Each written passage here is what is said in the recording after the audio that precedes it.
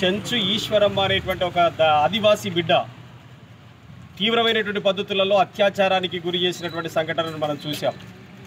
అదేవిధంగా ఈ రాష్ట్రంలో కోకొల్లలుగా ఒక మాటలో చెప్పాలంటే 7 నెలల టీఆర్ఎస్ కాంగ్రెస్ ప్రభుత్వ పాలనలో సుమారు 15 సంఘటనలు, అంటే నెలలో 2 సంఘటనలు జరుగుతున్నటువంటి పరిస్థితి ఉంది. కుల దురహంకార హత్యలు, దళితులపైన జరుగుతున్నటువంటి దాడులు నిరాటంకంగా కొనసాగుతున్నాయి. ఇవన్నీ ఎందుకు జరుగుతున్నాయని చెప్పేసి అనుకున్నప్పుడు 1989లో వచ్చినటువంటి SC/ST అట్రాసిటీ ప్రివెన్షన్ యాక్ట్ను రాష్ట్ర ప్రభుత్వాలు, పోలీసులు వీటిని అమలు జరపకపోవటం వల్ల ఇవి పెట్టరేగిపోతున్నటువంటి పరిస్థితి ఉంది. ఉదాహరణకి ఒక కేసు జరిగితే పోలీసులు దరఖాస్తు మార్చి రాయటం వల్ల 41 CRPC ప్రకారంగా ఇమీడియట్లీ స్టేషన్ బెయిల్ ఇవ్వటం వల్ల ఇవాళ SC/ST కేసు పెట్టినా నాకేం కాదనేటువంటి పద్ధతులలో పెత్తందారులకి రెక్కలు వచ్చిన చందంగా ఇవాళ దళితులపైన దాడులు, దౌర్జన్యాలు పెరిగిపోతున్నాయి.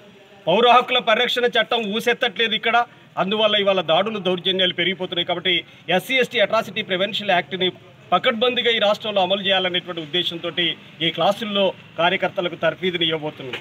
అదేవిధంగా ఈ రాష్ట్రంలో సంక్షేమ హాస్టళ్లలో చదువుతున్నటువంటి విద్యార్థుల యొక్క పరిస్థితి మరింత దిగజారుతున్నటువంటి పరిస్థితి ఉంది. ఇప్పటికే 8,000 కోట్లకు పైచిలుకు ఫీజు రియంబర్స్మెంట్, స్కాలర్షిప్లు విద్యార్థులకు రాకపోవటం వల్ల నానా రకాల ఇబ్బందులు పడుతున్నారు. హాస్టళ్లలో SMH హాస్టల్స్ కానీ మెస్ ఛార్జీలు పెరగట్లేదు, ధరలు పెరుగుతున్నాయి. కాస్మోటిక్ ఛార్జీలు పెరగట్లేదు, ధరలు పెరుగుతున్నటువంటి పరిస్థితి కొనసాగుతుంది. అదేవిధంగా SC కార్పొరేషన్ పూర్తిగా నిర్వీర్యం చేసినటువంటి పరిస్థితి ఉంది. గత ప్రభుత్వం దళిత బంధు పేరిట 10 లక్షల రూపాయలు ఇస్తా అని చెప్పింది. రేవంత్ రెడ్డి గారు మాట్లాడుతూ ఏంటంటే అధికారంలోకి వచ్చే ముందు దాన్ని 12 లక్షలకు పెంచుతాం, అంబేద్కర్ బంధుగా మారుస్తామని చెప్పాడు. ఇప్పటి వరకు దాన్ని ఊసెత్తనటువంటి పరిస్థితి ఉంది.